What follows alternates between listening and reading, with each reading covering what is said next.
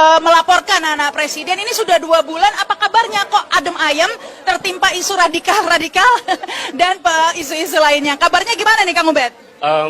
Pertama bahwa upaya untuk melaporkan ke KPK itu sudah kami lakukan dan tentu saja kami membawa data ke sana. Jadi sebetulnya yang punya otoritas untuk melanjutkan itu ya adalah KPK.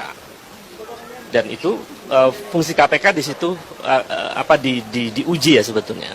Jadi kalau ditanya kabarnya, saya sudah dipanggil lagi waktu itu sekitar 2 jam untuk mendiskusikan soal data-data yang kami sampaikan. Selanjutnya langkah saya kira KPK. Sampai saat ini saya masih percaya dengan KPK bahwa KPK akan bekerja sesuai undang-undang.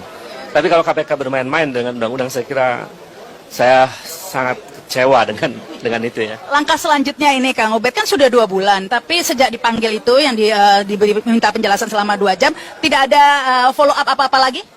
Sejauh ini masih didalami, karena memang itu memerlukan satu analisis yang lebih dalam dan mungkin juga proses verifikasi data yang di bagian dari pengaduan masyarakat. Saya melihat mungkin mereka diskusinya agak panjang soal itu. Pasti dalam banget itu ya. Soal sesuatu yang sangat sensitif ya terkait dengan bagian dari elit kekuasaan. Apalagi sekarang misalnya tokoh penting dari perusahaan besar yang salah satu yang saya sebutkan sebagai bagian dari proses yang saya laporkan di dalam dokumen-dokumen itu diangkat menjadi wakil otorita IKN misalnya. Di antara tokohnya ya, bukan orang yang saya sebut sebelumnya.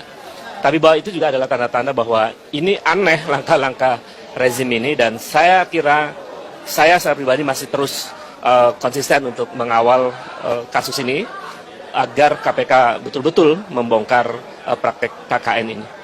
Ini kan sebelumnya Kang Ubed ini juga mengatakan ada keganjilan karena salah satu petinggi PTSM begitu ya yang memberi dana ke anak Presiden Jokowi itu malah diangkat jadi dubes di suatu negara begitu ya. Oh, iya. Ya.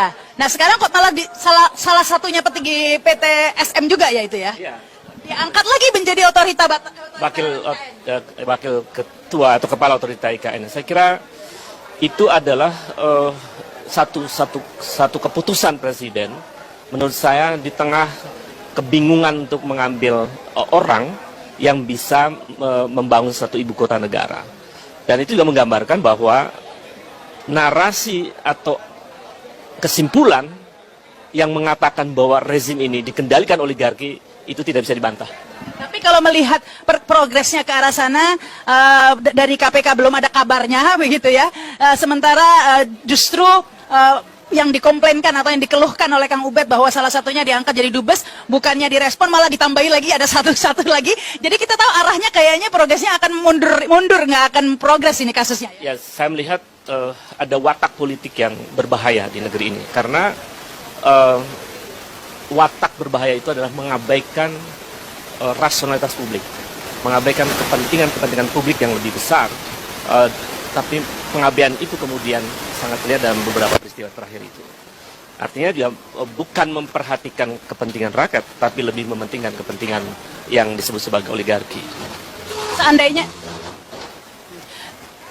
Seandainya kasus ini di KPK kemudian seperti yang saya infokan tadi ya, bahwa sepertinya progresnya arahnya kok malah mengangkat satu lagi dari petinggi PTSM begitu ya. Nah seandainya tidak ada perkembangan dari KPK ini, Kang Ubed kepikir ada langkah lain nggak Kang Ubed? Saya kira yang memikirkan tentang langkah lain itu saya lihat cukup banyak. Apakah dia mahasiswa atau kawan-kawan akademisi lain atau mungkin juga buruh, petani, rakyat yang ketika kita tanya apa respon rakyat terhadap praktek korupsi, kolusi, nepotisme, mereka responnya marah. Karena bagaimana KKN begitu tumbuh subur di tengah penderitaan rakyat. Artinya kalau ditanya siapa yang memikirkan langkah berikutnya, saya kira kita bersama-sama untuk memikirkan langkah-langkah yang lebih strategis bagaimana menyelamatkan Republik ini dari praktek KKN yang sangat merajalela itu. Ya, tapi kalau lihat situasi saat ini, Kang Ubed ya, memori publik itu sepertinya sudah disibukkan dengan minyak goreng, disibukkan radikal-radikal, ada azan menggonggong katanya, macam-macam lah. Jadi kayaknya tertimpa ini isu ini. Sebetulnya tidak tertimpa. Ini sedang ada proses akumulasi kesadaran.